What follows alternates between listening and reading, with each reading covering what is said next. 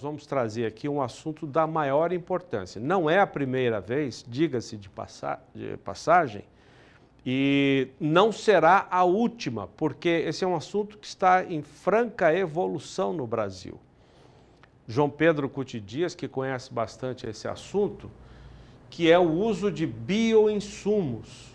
São técnicas alternativas às técnicas que nós conhecemos há décadas, sei lá, há quantos anos são usadas técnicas de controle de pragas, com uso de químicos.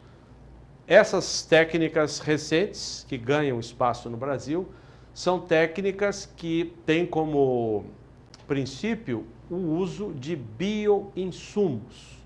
A partir daí, tem-se as chamadas biosoluções para a agricultura sustentável, principalmente agora em que o mundo todo prega a sustentabilidade da produção de alimentos e o Brasil, por ser esse gigante na produção de alimentos, é talvez o mais cobrado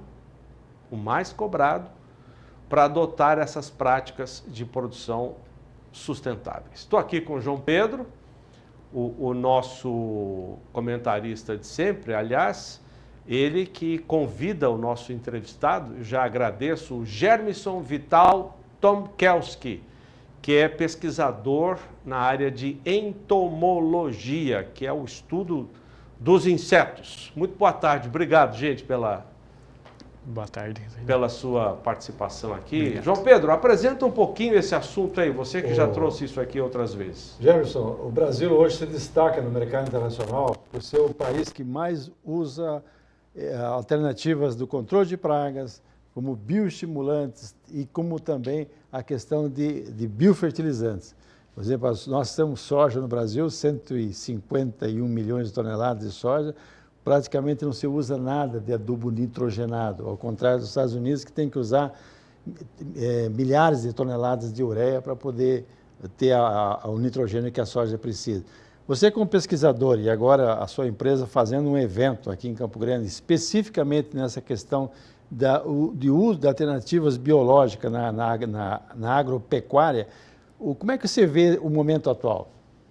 Bom, João, olha, o momento atual do Brasil é magnífico. Se nós analisarmos aí pela utilização, foi falado anteriormente, nós somos campeão na utilização de bioinsumos. Já vou mostrar uma tela aqui. Isso é muito importante. Isso é muito importante. Então mostra que a pujança brasileira, né, na produtividade, na produção de grãos, nos mostra, o melhor exemplo é soja. E aí, se nós analisarmos, você citou esse exemplo, só a questão do adubo nitrogenado em soja que nós precisaríamos no Brasil seria enorme. Então, isso é muito importante pela quantidade de área que nós temos. Então, nós tivemos pessoas que foram muito importantes, Maria Ângela ali, que na questão do risóbio, que é uma tecnologia que está aí até hoje e cada vez mais aprimorada, sempre tem alguma coisa que vai saindo mais novo ali e vai melhorando. E daí, com certeza, nos mostra aí, assim, que essa produtividade brasileira, ela se deve também à utilização dessas técnicas.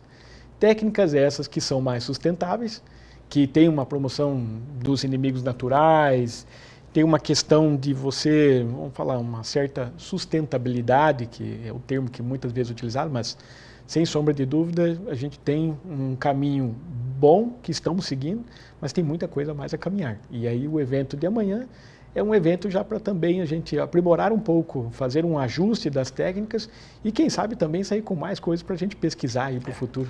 Há quanto tempo nós temos o uso, essa mudança de conceito na produção agrícola do Brasil e do mundo, porque não são técnicas apenas do Brasil. O Brasil é campeão, vou mostrar já já. Mas outros países do mundo, União Europeia, os Estados Unidos, a China, esses países também usam essas técnicas alternativas aos químicos, por exemplo. Há quanto tempo nós temos isso de maneira prática? Bom, se nós olharmos ali o Brasil, o maior exemplo de controle biológico de pragas foi a cana. E isso é da época do pró-álcool. Já é de uma época lá 70, atrás. década de 1970. De 1970. Os primeiros estudos com o pessoal da Exalc, o professor Parra. Então, esse foi um dos primeiros exemplos de começo de uso no controle de pragas. Agora, hoje, se nós olharmos, por exemplo, também a questão dos bioinsumos, que é a questão do risóbio, também é mais ou menos nessa época. Então, assim, vamos falar assim, do início do bom desenvolvimento da agricultura brasileira, já começou a bons passos a utilização do controle biológico, a utilização dos bioinsumos de modo geral. Muito bom. No Brasil. Bom, nós temos 3 telas. Eu peguei 3 países. Tem uma pesquisa da FAO, a Organização das Nações Unidas, com vários países, né? União Europeia, Argentina, enfim, grandes países produtores. Eu peguei 3 apenas para a gente mostrar aqui. Vamos trazer uma pesquisa realizada com produtores dos Estados Unidos. Vamos colocar na tela. Primeiro, os Estados Unidos. Essa pesquisa, os entrevistadores perguntaram qual é o percentual do uso do controle biológico de pragas. Então, 6% dos produtores dos Estados Unidos disseram que fazem o controle biológico de pragas, ou seja, deixam de usar os químicos, não sei se totalmente ou parcialmente, mas deixam os químicos de lado e passam a fazer o controle biológico de pragas. Aqueles que pretendem usar, 4% disseram que pretendem usar. Aqueles que dizem não usar, 56% dos produtores dos Estados Unidos não usam o controle biológico de pragas. Ou aqueles que nunca ouviram falar dessa técnica, 34%. Sobre os estimulantes, os bioestimulantes, depois eu queria que o doutor falasse quais são esses bioestimulantes. 16%, 7%, 49% e 28%. Os biofertilizantes, que são as alternativas aos fertilizantes convencionais, 12% usam, 56% não usam e 25% nunca ouviram falar. Vamos ver a China, que é outro gigante na produção de grãos. Também a mesma pesquisa feita na China. Aqueles que usam controle biológico de pragas, 8%. Pretendem usar, 6%. Nunca usaram, 24%. Nunca ouviram falar, 62%. Nunca ouviram falar. Bioestimulantes, 23% usam, 2% pretendem.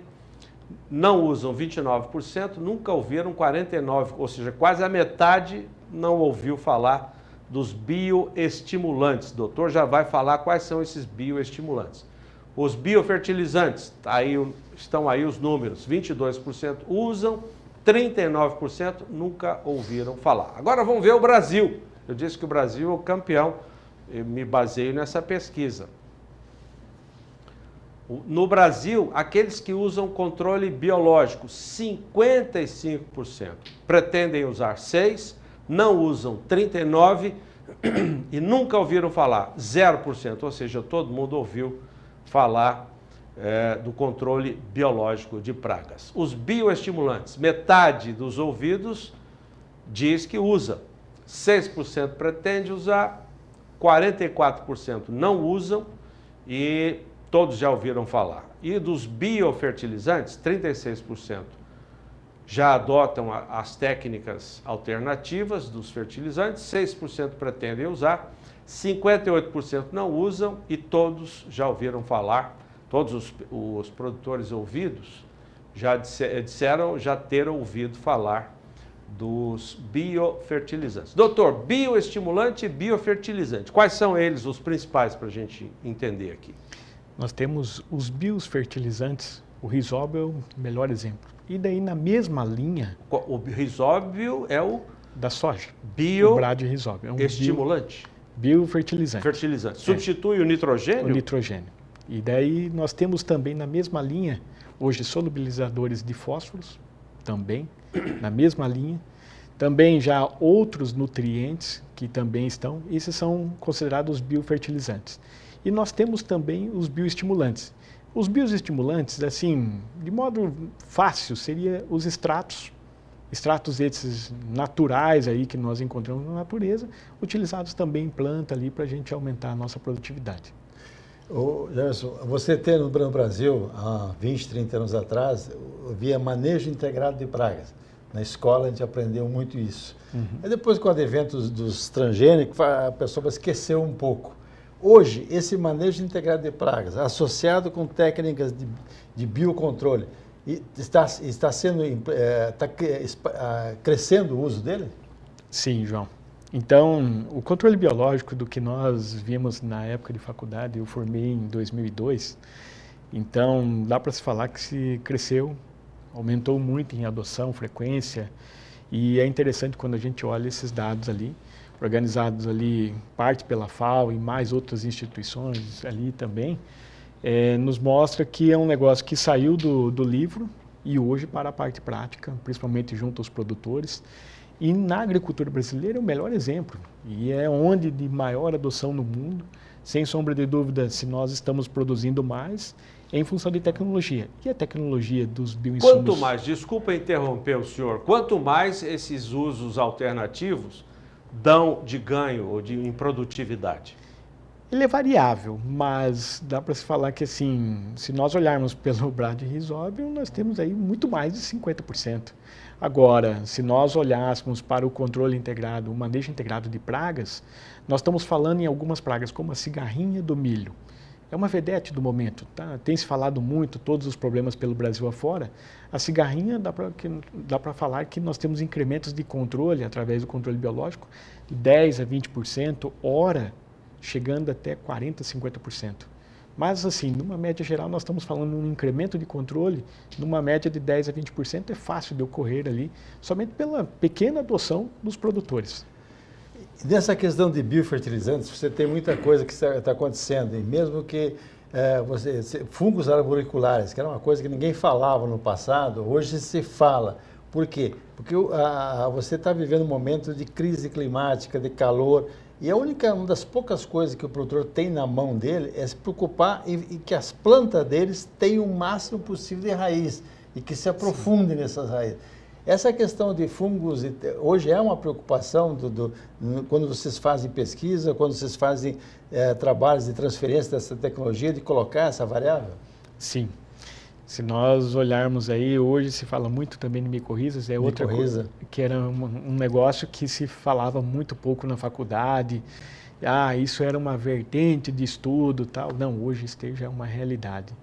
É uma realidade pelo Brasil afora. Então, nós temos aí bactérias, fungos que estão aí promovendo o maior crescimento de raízes, explorando melhor o solo, conseguindo absorver mais nutrientes e levando a maiores produtividades. Então, sem sombra de dúvida, isso é gratificante quando a gente olha a nossa agricultura brasileira pelo que nós estamos fazendo, implementando, e aí os resultados que nós estamos tendo aí no campo. Os bioinsumos, ou as biosoluções para a agricultura e pecuária, são uma alternativa viável sob o ponto de vista ambiental. São também sob o ponto de vista econômico? Essa é a pergunta, né? É a principal. Porque todo produtor vai falar, mas peraí, e aí, quanto que eu estou conseguindo economizar, quanto eu estou conseguindo gerar de lucro com isso? Então, assim, se nós olharmos hoje pelo Brasil afora, sem sombra de dúvida, o produtor, economicamente, isso é viável. Economicamente ele é viável. Eu falo assim, eu trabalho com a parte de pragas, na parte de entomologia, como eu falei, nós estamos incrementando em controle. Esse incremento de controle é chegar ao final. Agora nós estamos com a colheita do milho, chegar ao final e o milho está de pé, e o cara conseguir colher. E aí, com a máquina dele passar, e talvez não ter prejuízo de hora 100%, que é, como eu citei, a cigarrinha é uma praga que é a vedete do momento, e ela leva um grande prejuízo. E às vezes esse pequeno incremento de controle que eu falei, 10%, 20%, mas faz toda uma diferença no final, na hora que passa um vento lá e derruba todo o milho do cara. Então, assim, e a questão da seca, por exemplo, que é um problema mais recente também que nós tivemos. Sim. Tem alguma relação favorável? Tem relações muito favoráveis. E como o João comentou anteriormente, é interessante quando a gente olha assim, todas essas bactérias, fungos, ali que vão promover um melhor crescimento de raízes, isso daí é melhor sustentação de uma planta, melhor exploração ali do solo e, consequentemente, essa melhor exploração do solo vai aguentar um pouco mais a seca, vai aguentar um pouco mais essa condição adversa que ano após ano nós vamos ter. O clima vem mudando, há muita controvérsia, mas cada ano é um ano. Então, para que a gente esteja um pouco mais preparado, sem sombra de dúvida, essas biosoluções, elas vêm agregar, vêm ajudar e muito ao produtor. Nós falamos, a gente acompanha alguns trabalhos de pesquisa, por exemplo, o uso de probióticos em pastagem.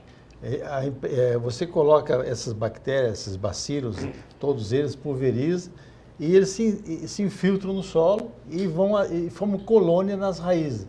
Mas o que a gente nota é uma melhoria significativa nisso. E esses micro-organismos, eles têm 2 bilhões de anos no planeta. O primeiro ser vivo que apareceram aqui foram essas bactérias.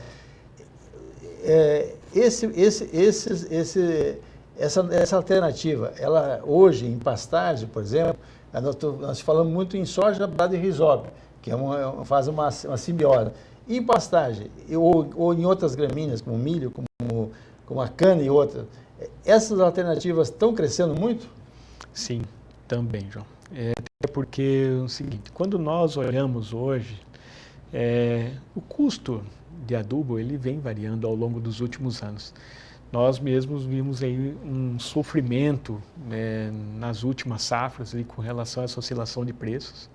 E aí as alternativas que estão vindo, que economicamente sustentável, economicamente melhor para o pecuarista ali, sem sombra de dúvida passa por isso.